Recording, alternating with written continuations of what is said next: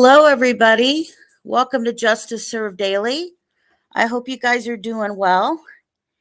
And I am glad to finally get some of these shows out here because I've had some sitting here and I have not even been able to get them out the door yet, right? So, and I've had some struggles with that. And then you know how when you think you're ready to do something and then you're like, "Oh, I got plenty of time. I'm ready." And then you do something and like, I don't know, you can't find your reading glasses or So yeah, that's going on. But I hope all you guys are doing well. I don't know who's into Halloween. I will just share this with you. I am a huge Halloween fan. This is like my season. I'm one of those people who watch like what animatronics and all kinds of cool stuff starts coming out in July, right? I watch what's coming out at the Home Depots and the Spirit Halloweens and everything. And I always have new things I added. I will say one of my most favorite things I added this year is a animatronic Demogorgon. So if any of you guys out there know what I'm talking about when I say that, do we have any fans of Netflix for Stranger Things at all? Because it's freaking cool and pretty scary. It's like, 7.5 feet tall, making its sounds and stuff out front. And yeah, I love it. So anyway, I am really into that season. So I don't know about you guys, who else out there loves Halloween, but although I do know several people, obviously, I know Jinx loves Halloween and Mama Bear and Paige and Kel, right? We talk about that all the time. And I had to show them the setup that happened with the animatronic because it is so freaking cool. I recorded it actually as it was set up from the Ring doorbell, so it looks like the damn Demogorgon's coming to my front door. So I'm just saying. So, but we go all out at my house. We put up lots of stuff, and we always get like we usually get about 250 kids every year. And that's because even in bad weather, I would always think we'd have lower amount, but we don't because they all know what house is decorated. And if their parents are driving them around to see what houses are passing out candy, they definitely know we're passing out candy, right? And I will have to say, as an adult, I pass out the full-size candy bars. So, I'm the house that teenagers try to go to more than once, right? So, I'm just saying. But anyway, let us get going today. Let me share this info with you guys. I will tell you, I thought originally when I did this show, it was going to be, pretty easy. I was going to talk about the four, um, victims of the suspected that the Long Island serial killer are looking into. And then as I'm trying to do that, it just puts you down into more stuff. And I can't like find out more things and not try to look into it. So I just can't do it. It doesn't, my mind won't let me do that. So when I saw this other stuff, I had to share. I mean, I just had to go there. So I'm sure you'll forgive me with all of that. But so let's talk about this case. So obviously, we have all the details and everything coming up with the Long Island serial killer, and we've kind of talked about him. We also talked about him using Backpage as his source for that, and talking about that after he came and was caught, that the Backpage CEO had committed suicide, even though he had already went to trial. before on this, and it got thrown out, yada, yada, yada. And I've covered other serial killers who actually was using Backpage too. So we know from the other locations that Rex HEUERMANN has that they are looking at a Las Vegas location. But as I found that, I think you're going to find this interesting, of victims, two of these victims that they're saying is his were actually thought to be victims of another potential serial killer, because this is a man, Neal Falls, who basically they didn't find out about him until after he was murdered by a victim. They found a kill kit basically in the back of his car.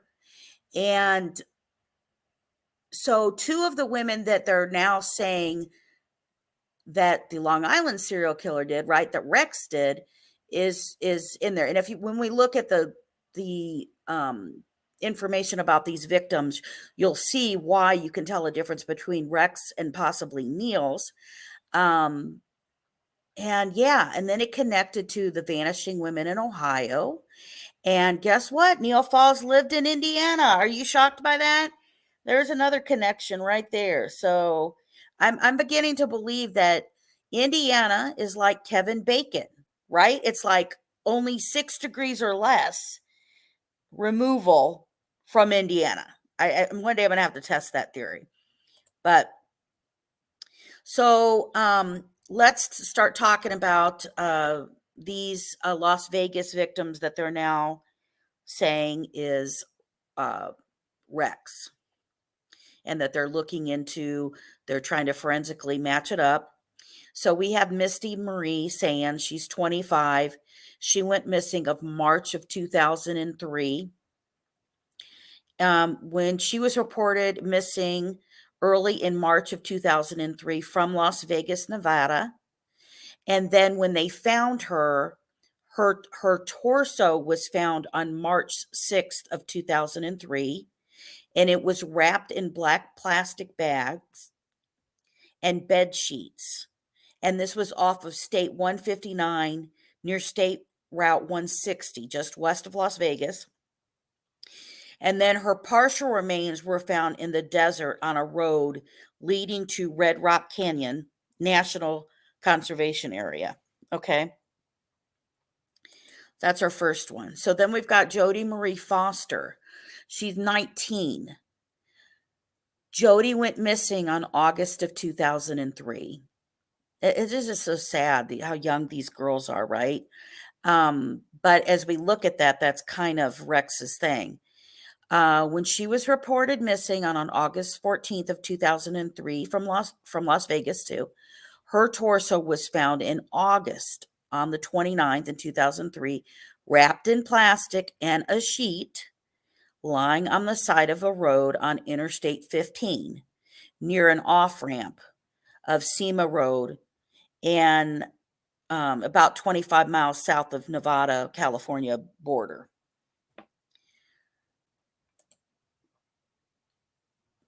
Then we've got Lindsay Marie Harris. She's 21. She went missing in May of 2003. And when she was reported missing on May 5th, 2005, from Henderson, Nevada, and then on May 23rd of 2005, her legs were found in a grassy area a few hundred yards off of Interstate 55, which about 50 miles south of Springfield, Illinois, over 1,600 miles away from her home. Her identity wasn't confirmed until May of 2008.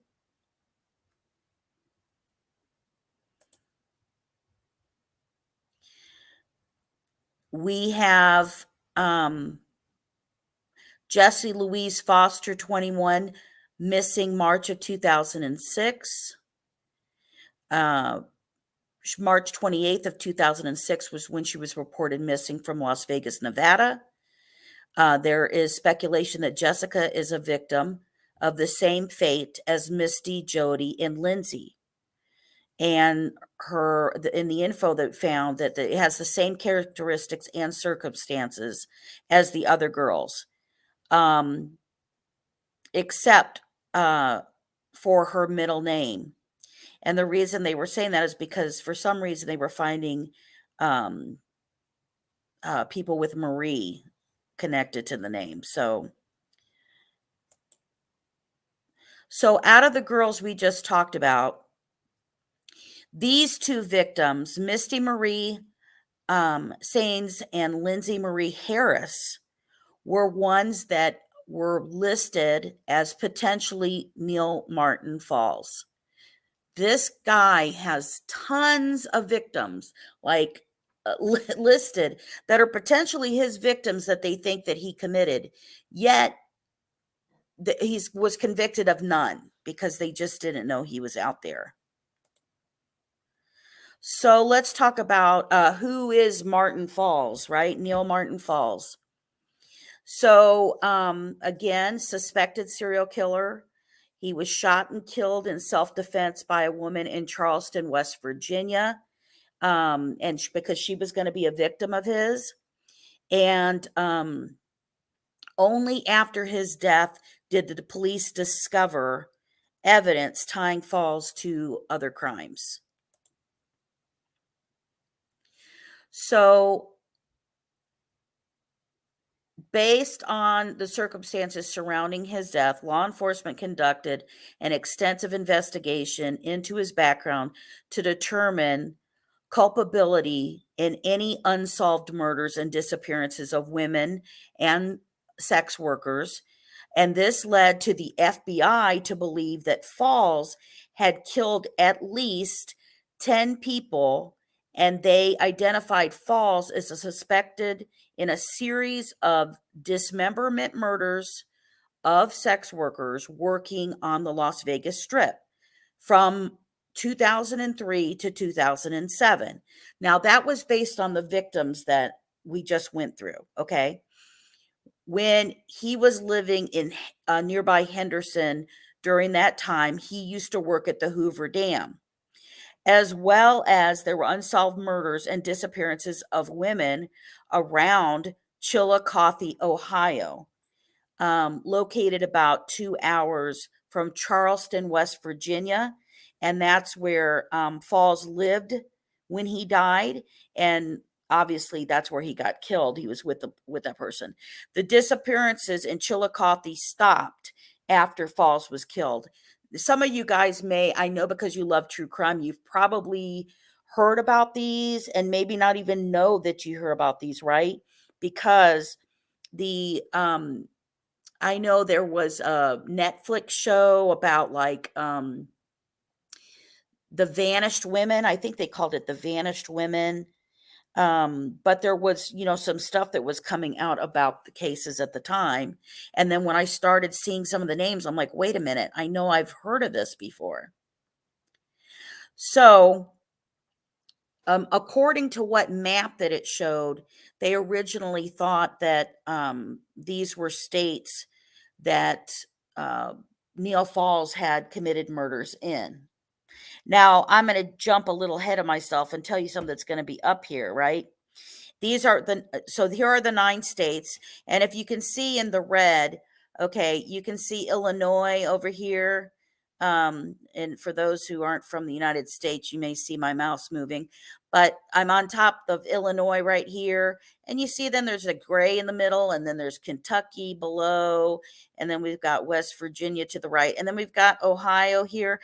Well, yeah, that blank period right there in the middle, that gray period is Indiana.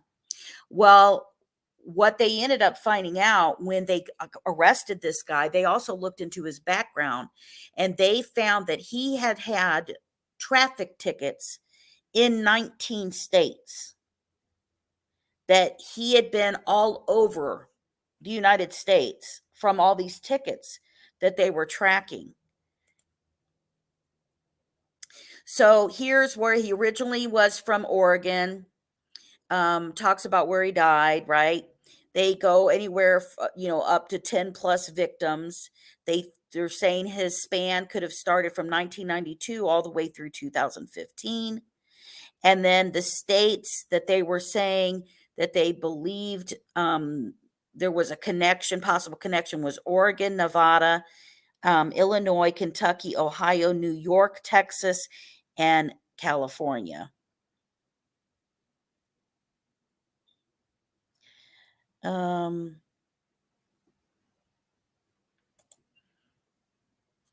all right. So he was born in Oregon.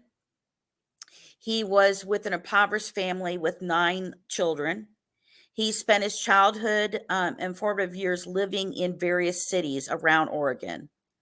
And during his school years, he began to show an interest in firearms and subsequently became obsessed with military paraphernalia. That's hard for me to take that that means anything, I guess, because I'm an army brat. So I'm just like, okay, well, that doesn't necessarily mean a bad thing, right?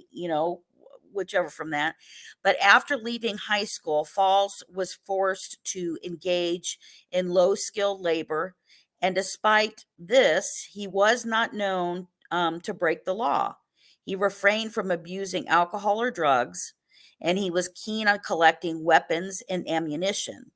Most of his friends and acquaintances spoke positive. Don't you love when they all say that? Oh, he was such a nice, quiet guy. Right. We should just arrest them all right now. Um, so in 92, he moves to Kansas because he lived with his dad, and then his dad died in 95. And then he goes back to Oregon where he found a job as a private security guard. And then after he finished all his training, his fingerprints were entered in the national database in 1998. In 2000, Falls moved to Henderson, Nevada, and he worked there for 8 years over at the Hoover Dam. So he had that dam job. Couldn't resist it. Couldn't resist it. During this, he began to exhibit deviant behavior, including abusing animals in the desert regions of Arizona, over which he was subjected to disciplinary action.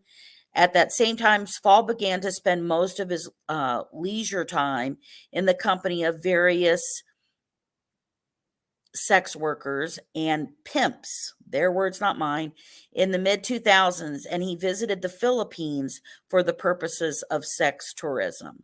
So, don't you think it's odd? Because most of the time they only point out abuse of animals really when a serial killer is a child, not when they're already an adult, that they suddenly start to bring up, hey, this person, you know, did this, but so in 2008, he got charged with sexually harassing somebody at work, and then he had to quit. Doesn't that sound familiar when you're forced to quit? You really didn't want to quit, but you're made to quit. Anyway, I won't go there. You all know what I'm talking about. After he was dismissed, he began to frequently change his place of residence all the way between 2009 and 2015. So he lived in Oregon, there's it highlighted in yellow, Indiana, Kentucky, and Texas, where he was detained by police on several occasions for traffic violations. So in 2015, Neal found out that a woman with whom he was intimate with was actually married. And in that same month, his mom died. So they're trying to say that those two major events is what affected him emotionally, making him become conflicted and disorganized. And then in 2015, um, there was a restraining, um, he underwent, retaining courses to continue working as a security guard in the private sector in Oregon. But that summer, he went to Texas, from where he moved to then with West Virginia after that. So when he moves from to West Virginia, that's where he meets Heather Saul, and he had met her online, and he tracked her address down. Okay, she to find out where she actually lived, and that's where basically he held her at gunpoint. So I'm going to show you the news story clip that talks about her and how this happened. So let me go over here and I will pull that up for you guys.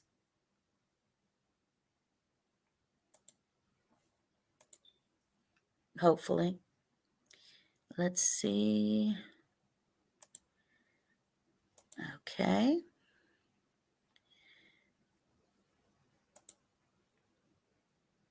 Let me know if you can hear this with a 1 when it gets started. Police in West Virginia seem to have quite the case on their hands. A man killed by a woman he attacked in her home may have been a serial killer himself. Mark Albert spoke with investigators who believe the dead man may be connected to murders in 3 states. Police say 45-year-old Neal Falls was answering an online ad for an escort when he showed up to this Charleston, West Virginia home. This woman, Heather, who doesn't want her last name used, answered the door. She says Falls, armed with this gun, asked her live or die, and then started choking her.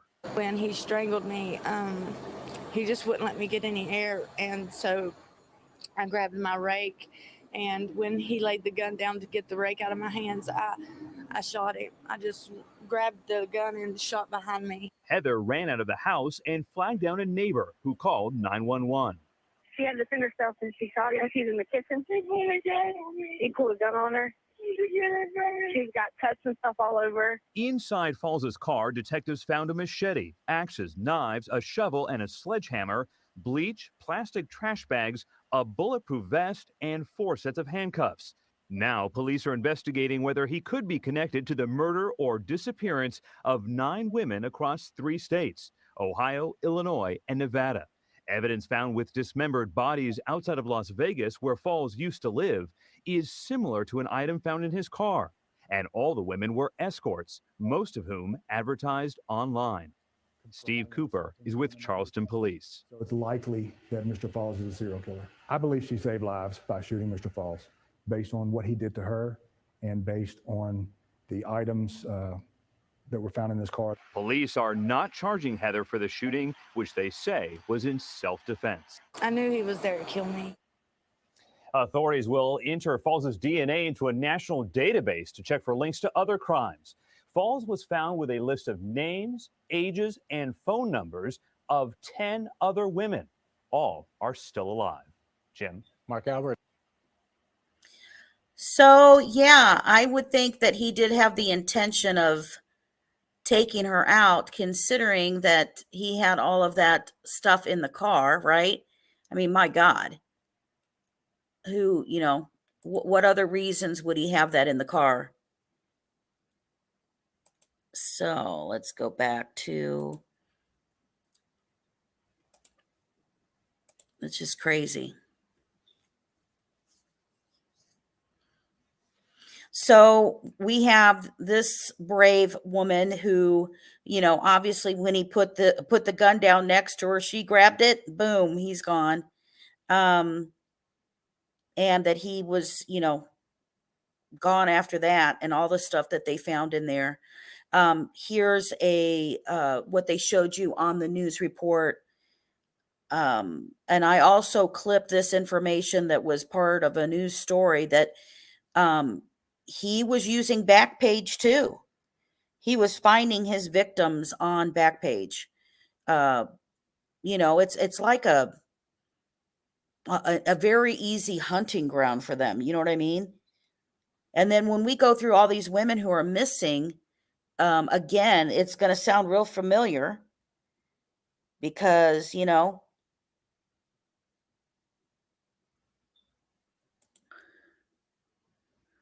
so they believe that when they found Falls' stuff, that his modus operandi and his previous known locations to the murders and disappearances of women back then was in 3 states. During those 8 years that he lived in Henderson, Nevada, from 2003 to 2007, they did have escorts who also disappeared. 3 of them were later found dismembered in California, Illinois, and Nevada. All the missing women, like Sal, advertised their activities on the internet, and a dozen more had vanished in or around Chillicothe, Ohio, which we're going to get into that. A 2-hour drive from Charleston. So, despite that fact, there is no evidence that was found of Falls' presence in Chillicothe, but he is still considered a suspect.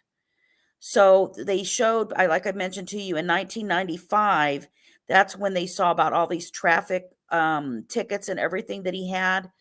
Then it was 16 states. Now it's upgraded to 19 states. So they're trying to find what all of his movement and activities were.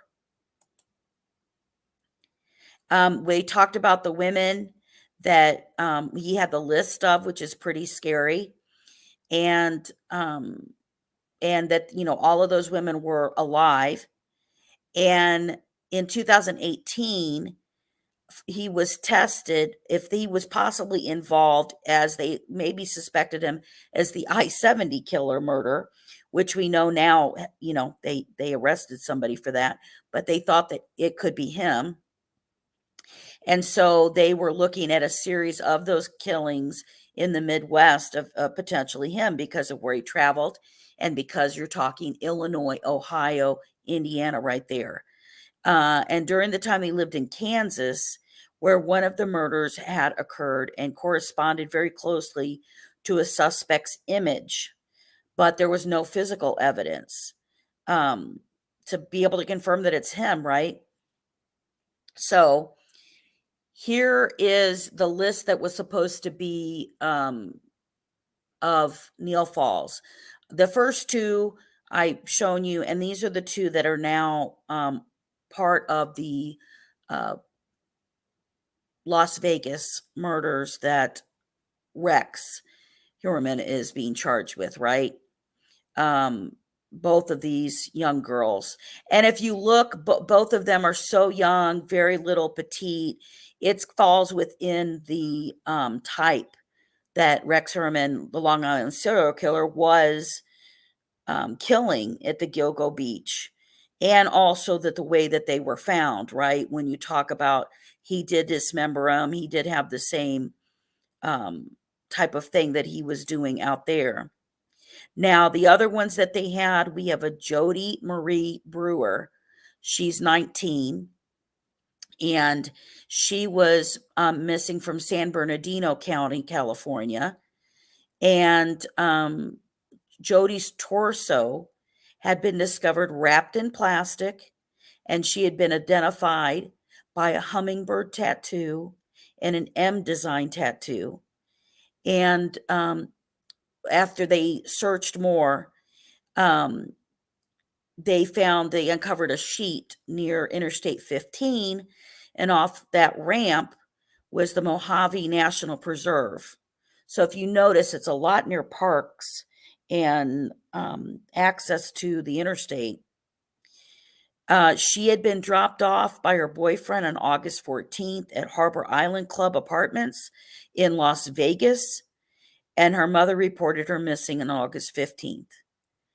So they did say that they thought she got into a white car with a California license plate, and even though she was in Las Vegas, her body was then driven out to California. So now we're going to get into the Chillicothe, Ohio missing women. So I wanted to kind of show everybody where this is located. So if you can see in the middle of the map right here, you've got Columbus, Ohio, right? And then just below it, a little bitty town of Chillicothe's here. Now, if you look on the sides of the map, where you're looking at underneath here, just south is Kentucky, right?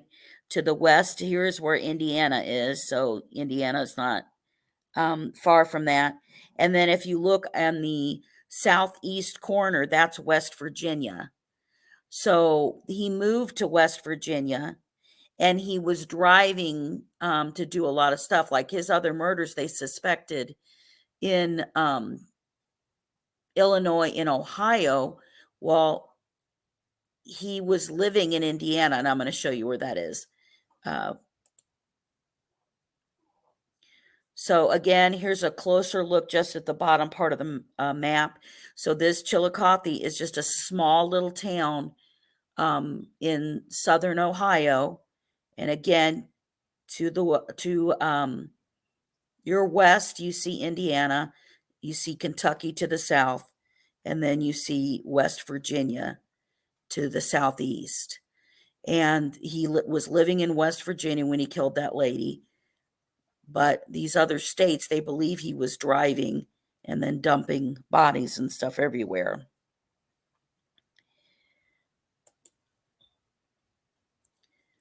So I'm going to show you, these are just tons of different articles and stuff about these women for such a long time that they vanished, and these families were begging and asking for help. And what a lot of them had in common was that, you know, some of them had trouble with drugs. Some of them were serving as escorts in order to make money. So we've got Megan Nicole Lancaster. She's 25 years old. She was last seen in Wheelersburg, Ohio on April 3rd of 2013. She was supposed to run errands and then head back to her parents' place, but she never did. And 2 days later, her car was found abandoned at a Rally's fast food restaurant in Portsmouth, Ohio, with her wallet on the passenger seat. And she was also going home because she was a mom. And was going to be going home to see her kid. The Chillicothe, Ohio group does gatherings every year for them to do a prayer service for these women who were found murdered and for 2 that are still missing.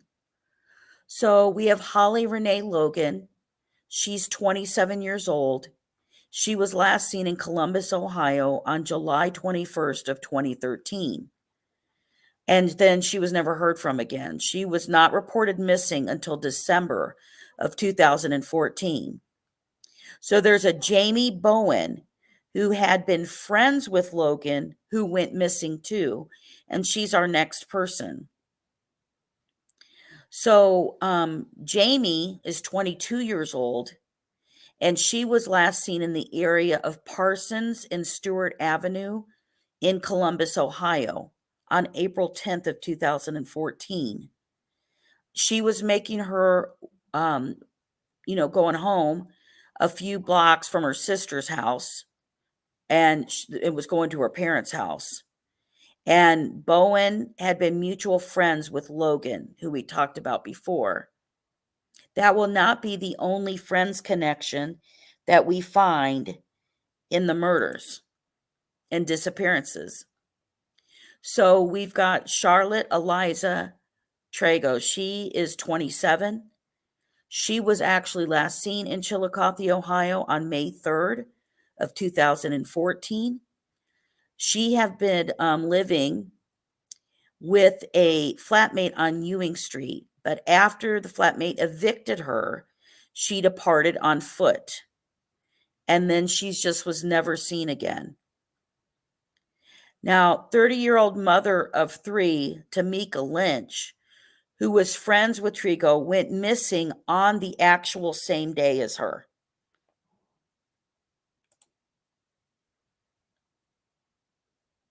This is more of the stories local from the papers into the missing girls. There was a total of 6 missing girls. They were found sporadically at different times. Now, this is Tamika Lynch that I just spoke of. Now, she's a 30-year-old mother of 3, and she was friends with Trago when she went missing on the same day, May 3rd of 2014. 3 weeks after going missing, Lynch's nude body was discovered in Paint Creek, but the autopsy determined that she had died from an overdose of cocaine, alcohol, and amphetamines, although the exact circumstances of her death are unknown. Her family believes she was murdered. So if she died of this overdose, then how does she end up nude and end up in the water? Right?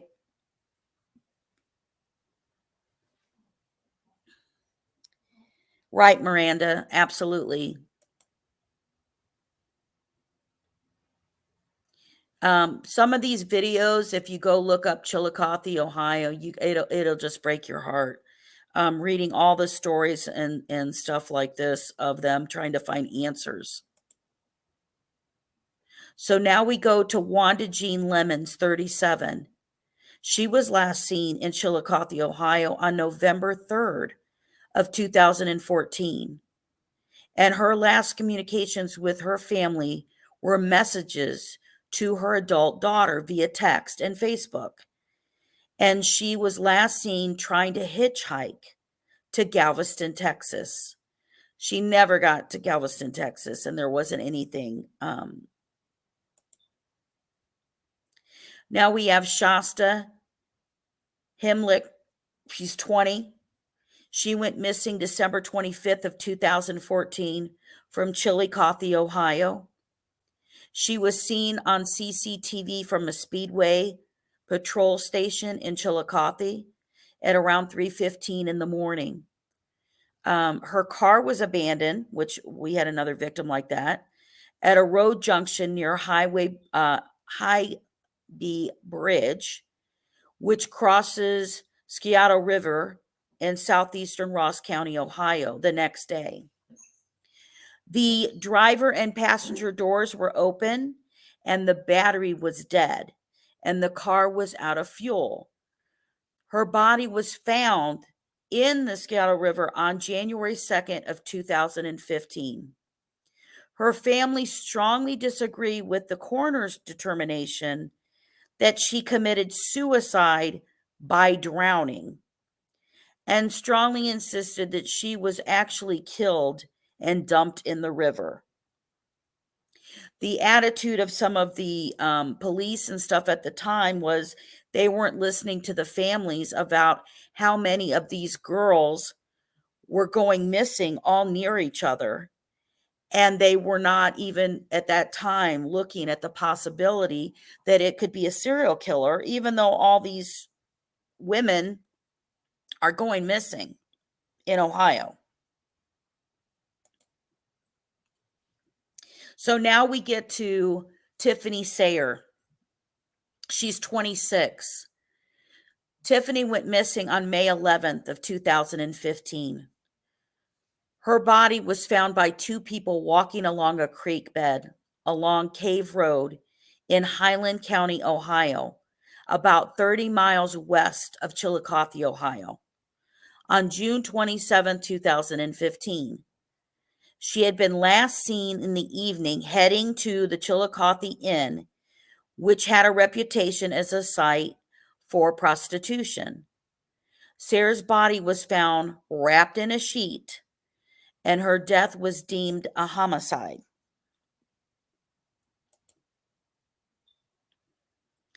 Again, these are just more heartbreaking photos of the families over the years, trying to help each other with 6 missing women at the time.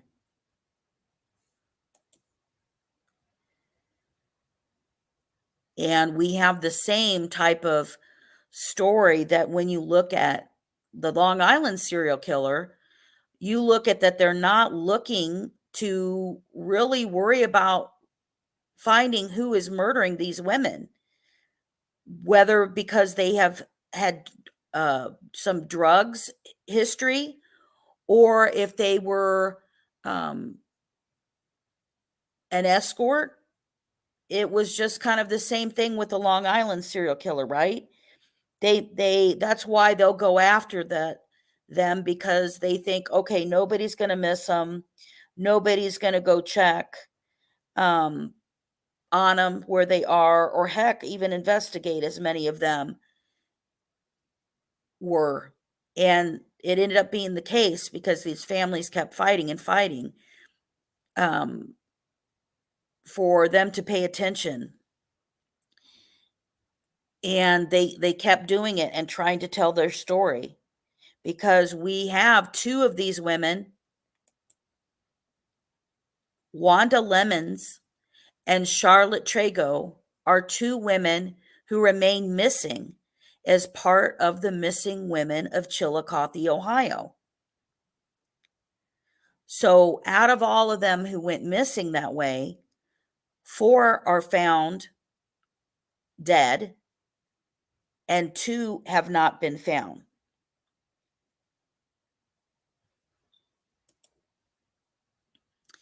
Now, when I went through this, there was another woman who was missing out of Chillicothe, Ohio, and they did arrest our guy over here to the left, right? And he was found guilty. Now, none of the ladies that I went through are of a victim of his or what he was charged with. These guys are both involved with drugs. And they did not find, McCurry over to the right. McCurry is who they killed, but they did not sit here and find both of the guys victim, and they were not involved with the other crimes.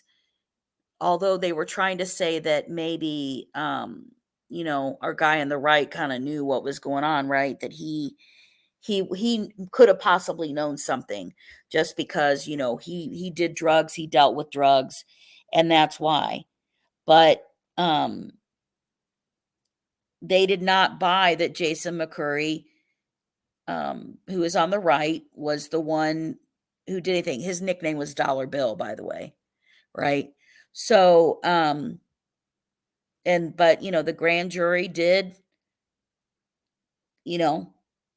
indict Jason McCurry too, but it didn't have anything to do with any of the rest of the women, so it didn't help to solve any of that piece.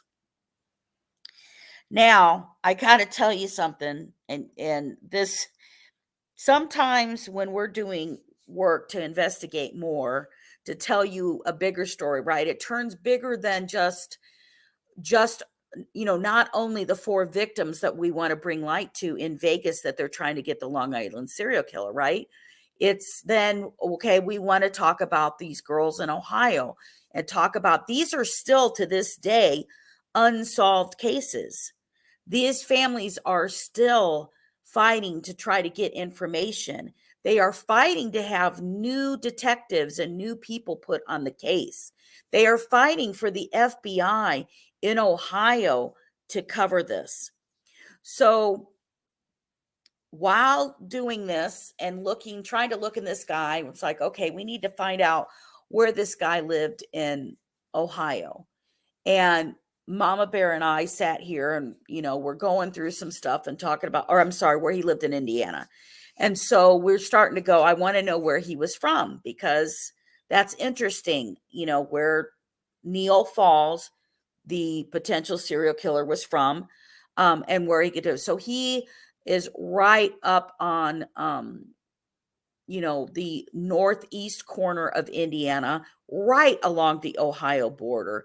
Obviously, very easy for him to drive in Ohio and to have murdered people. But you won't believe this. Here is the address where Neal Falls, right, lived. This is the guy he lived there with. This guy is named Todd Ludman. He lived in Butler, Indiana, which is DeKalb County. All right. This guy had child pornography. He had been arrested in Butler for it. He's a repeat offender. And then he gets arrested again in Auburn because of that, because he had his images. And so he lived at North Union Street, and they found him guilty of this and having the images, and that he was also found, he was supposed to be reporting himself as a sexual offender, which he wasn't doing. So he got 6 years of prison for possession of child pornography and charged an additional 3 years for repeat offender enhancement charges, for a total of 9 years. So, while he's there, he's not registered. He's sitting there doing that. We find him there, and guess who his roommate was? His roommate when he was in Butler, Indiana, in DeKalb County was Neal Falls. I mean, come on now. And that's because this guy moved around all over the place. So he didn't have like home addresses that belonged to him, right? They're wherever. He's just, renting or rooming with some other people. Well, obviously we see that he's renting and rooming with a pervert. So it's pretty interesting to see. Let me see here. Make sure I've got this.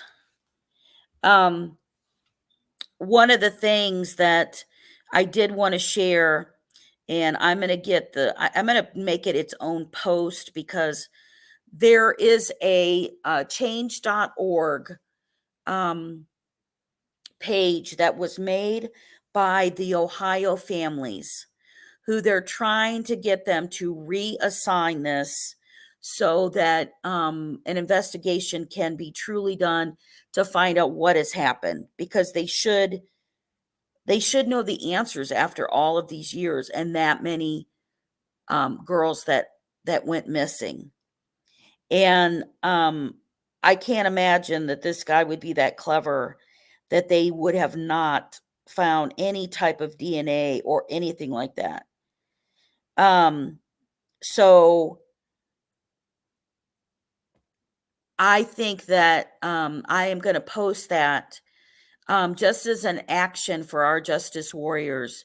If you could please, when I put that out on our community page, if you wouldn't mind, please, signing on that for them and sharing that to try to get answers for them out of there. There is a very high level of missing kids that are in Ohio. I know I've been sharing that with you guys. There were 1,600 missing children reported in Ohio. There is a large child sex trafficking in Ohio, but there was also another series of cases of girls, young women who went missing in Ohio, and lots of them that they haven't found their bodies to. And now this was during a different time frame, and I'm going to share that with you because I have set up, if I can make it finally work, I'm going to be sharing with you guys unidentified bodies that have been found and they can't match up. But the difference with this, it's going to be unidentified that have a lot of features or information that you would think we would be able to say who these poor, especially Jane Does that I found, that you would think would be identified. One of them is in Indiana that really bothers me. They first thought that they could match her possibly to the earlier on Ohio young girls that I will be sharing with you in the next case that we're going to share. But the reason that it bothers me is because of how much information they had.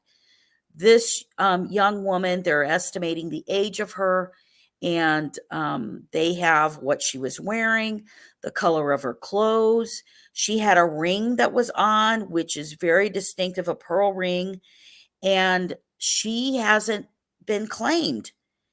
And they did try to see if she was one of 5 Ohio young women who were missing. And I want to share that with you guys, and also tie that into information that we're going to share about NamUs.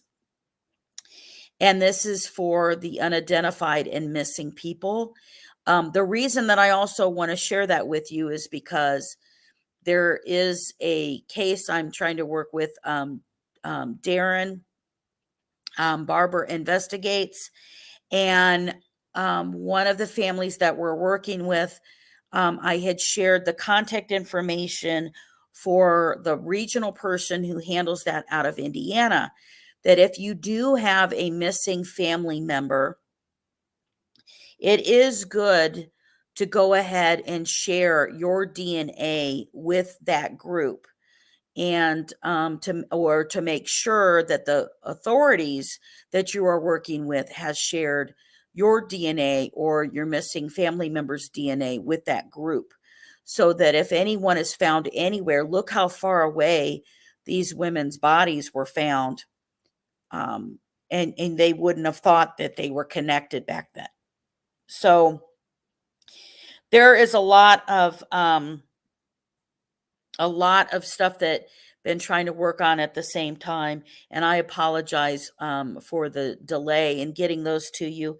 But I'm had some stuff that's going on right now, but I do miss you guys when I don't get to come over here and share all of this with you about these cases, about the Long Island serial killer, these poor young girls who sound like the same type of victims. I really think that the reason it's really showing up already that I showed you is because I think they probably already know there's some DNA evidence there. And hopefully then those will be answered. But then that means the Chillicothe, Ohio missing and murdered are not solved. And, so I will be sharing the change.org site with you guys, and ask if, as Justice Warriors, if you guys can please sign it and make sure to share that with people. I would appreciate that a great deal. So yes, I am glad to have jumped in here with you guys. I appreciate you all being here. And thank you, everybody. I thank you. I see Miranda and Kelt and Mama Bear, and just trying to look. Oh, Miss Persevere. Thank you guys for all being in here. And I know I saw some more, and I apologize if I didn't catch you while I'm going over the stuff. A Jinx is in here. CJK. All of you guys, I appreciate you dropping in. And I think I saw Shane in here too, maybe earlier. So yes, guys, thank you so much. I will get that info. By the way, if you're still in here, it looks like Thursday the 26th will be when I have the murder sheet on to talk about the leaks. And and that's specifically what they kind of shared, that they'll talk about the leaking and stuff like that went on. So I'm excited about that. And I'm hoping that Darren and I will have that other case and up soon. We're waiting to make sure the family feels comfortable and stuff like that too. So, but anyway, thank you guys so much always for being here. If you know of a case that you would like us to follow, please send me an email at justiceserveddaily@gmail.com. Ray Jones, if you see this, I need an email from you, sir. And I'll let you know what that's all about. And thank you guys for being here. And thank you for making sure that justice is served daily. Good night, guys.